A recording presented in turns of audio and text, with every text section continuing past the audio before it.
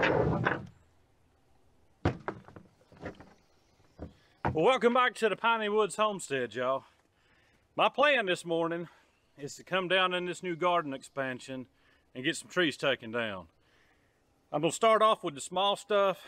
I could dig them up with the excavator, but the excavator's sitting up the hill waiting on a load of logs to show up for a customer that needs some lumber milled. And he's got quite a few, so I need to offload them with the excavator. So while I'm waiting, I'm gonna try to get a few trees cut, and in between unloading him, try to get as much as I can done today, because y'all, we had 6 inches of rain just several days ago, and while it's dry down here because I'm on a ridge line, it's soaking wet through a little holler that I have to come through. So I really don't want to track through that anyways with the excavator, unless I just have to, and I may later today because more rain's coming tomorrow. Just seems to be that time of the year. Seems to have been that time of the year for the past 8 months. But I'm going to get in there, get the small stuff out, and if I have an opportunity, I'll show you fell in a couple of the larger trees too. Guys, thanks for stopping in at the Piney Woods. Hit that like and subscribe if you hadn't, and if you have, as always, y'all, we appreciate you. And y'all moving just a little bit slow. Old kidney stones have reared their ugly head again. I'm like a rock quarry. All right, guys, let's get to it.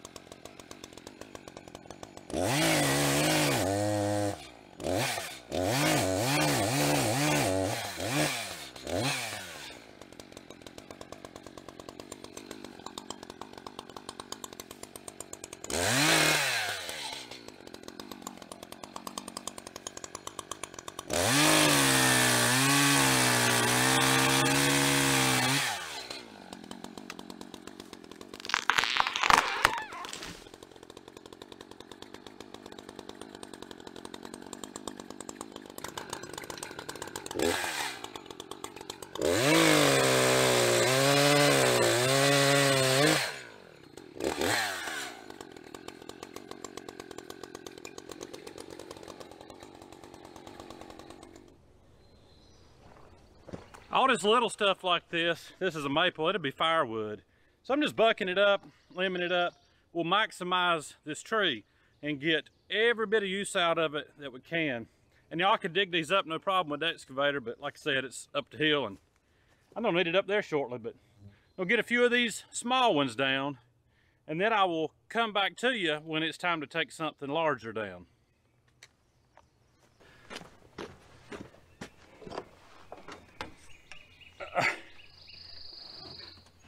Y'all, take me a quick break here. I run this saw, or any of them, for about 15 minutes and then I take a break. When I was younger, I'd tote that thing all day long. But now, life has changed and I'll run it for about 15 minutes. Start to notice I'm getting fatigued. Put it down, give me some Gatorade, and just chill for a few minutes. I'll tell you, yesterday I delivered some fire pit wood to a friend of mine I used to work with. And he lives in a beautiful home in a beautiful neighborhood in a subdivision, really nice subdivision. And part of me was thinking, why in the world would people want to live so close to everybody else? And while I was delivering his fire pit wood, I asked him that. I said, he used to live on a larger piece of land, and he said, you know, every day that I was off, I was having to maintain that property. And I thought, yeah, that's true. And they have an active lifestyle, younger than Lisa and I, small children, and they're going and going and going. And for them, that's their chosen lifestyle. For us, it is, working out here, felling trees, expanding garden, sweating, getting more out, raising pigs and chickens and gardens. Everybody's got their own thing, y'all. For us, it's this. For other people, it's subdivisions and soccer or whatever, and backyard fire pits.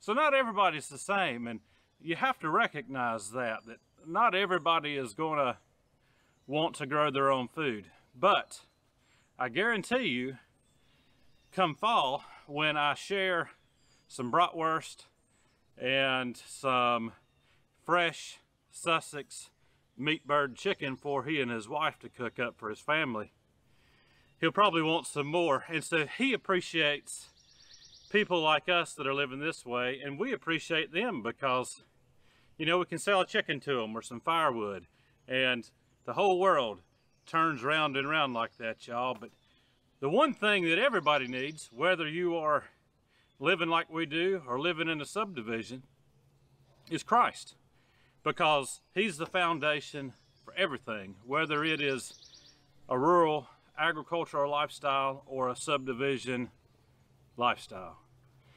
Anyways, y'all know I preach on this channel a little bit, and that's not really preaching, it's just telling you the way I feel about things. But I'm gonna finish my break here, guys, and we're gonna get back to felling some trees, and I'm gonna show you a pretty large one that I need to take down, and I want to be well rested for that one.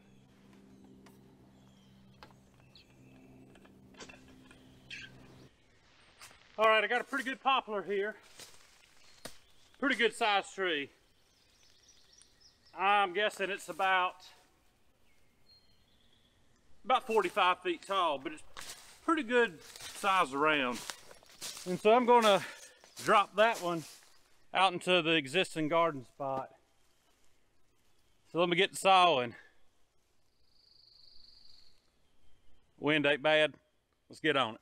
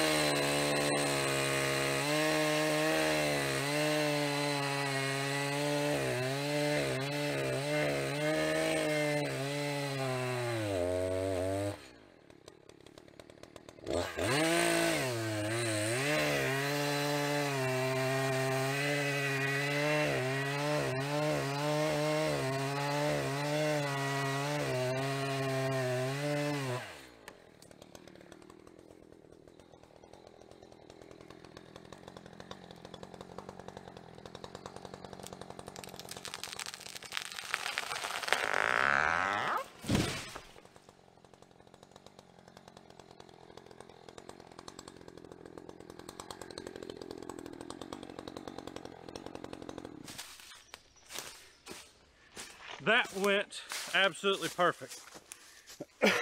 Y'all know I have found that when I do tree felling videos, everybody's an expert. I'm no expert by any means. I just been cutting down trees for a long time. And I try to always do just a simple cut like you saw right there. I like to get on the other side of the tree, take a knee, and kind of visualize where my tree's gonna fall.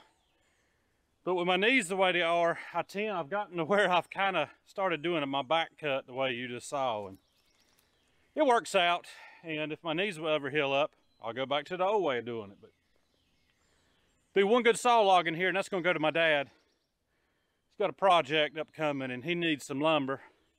And there's a good 16-foot straight section there that's at least 20 inches diameter down here, circumference of the log. Actually bigger than that, but probably 18.5 wide on the butt end. So be a good log.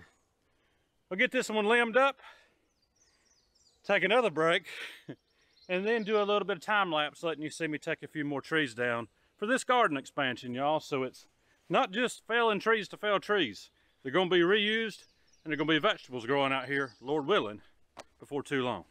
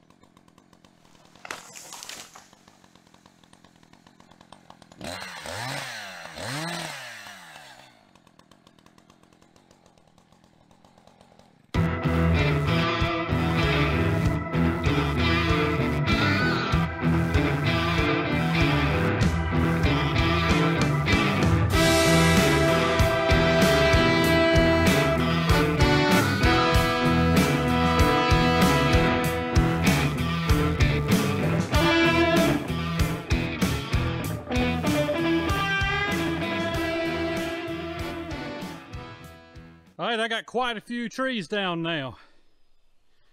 Crisscrossed out here. I've bucked some of them up already.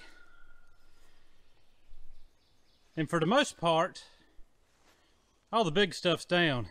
But let me show you something here. It's pretty dangerous. So I had this thing on time lapse, so I may not be able to slow it down good enough for you to see it. I'm gonna try to when I put the video together, but I had a small maple growing here right at the base of this big pine. And that pine's every bit of 75, 80 feet tall. Pretty good sized, healthy tree. And the maple was leaning just a little bit perfect to where the way I wanted to cut. Got a little wedge in the front. Back cut was looking good. Tree started to fall, but it got hung up in some of those branches up there. Pinched my bar, had to grab another saw, free it up, finally got it down. No big deal.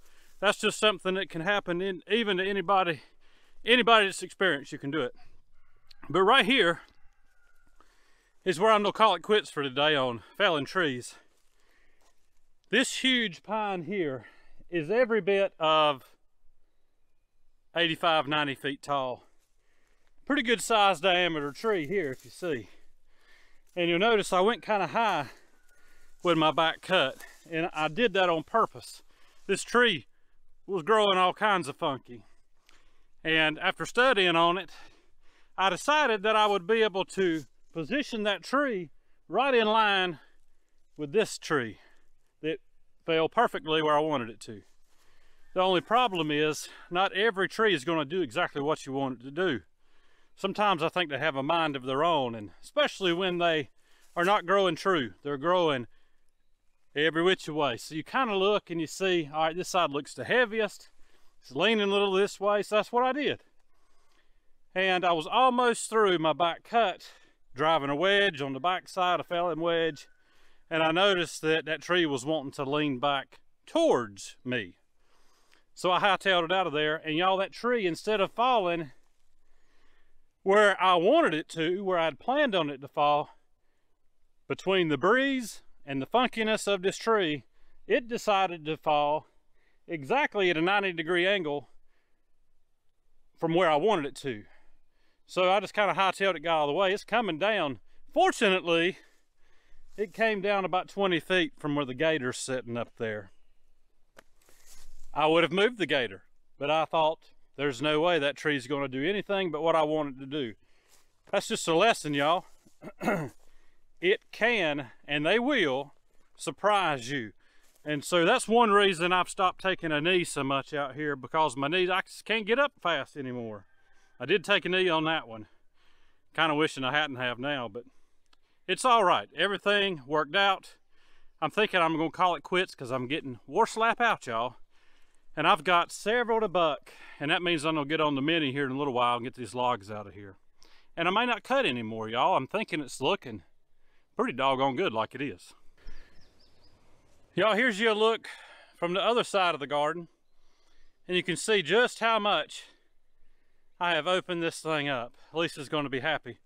Get these stumps out of here in a few days. Probably won't work on that today, but get them on out, get it raked, and get it tilled. Get this whole thing tilled, and Lisa's gonna be planting up a storm down here, y'all. Y'all, we appreciate you hanging out with us at the Piney Woods. Hit that like and subscribe if you hadn't, and if you have, as always, y'all, we appreciate you. It's a dangerous job felling trees, and y'all, I'm gonna tell you, I stay prayed up before I come out here and do it, and I know when to stop, and it's time to stop. Y'all have a good day, a great week. We'll see you on the next one. Good Lord willing, and the creek don't rise too high, y'all.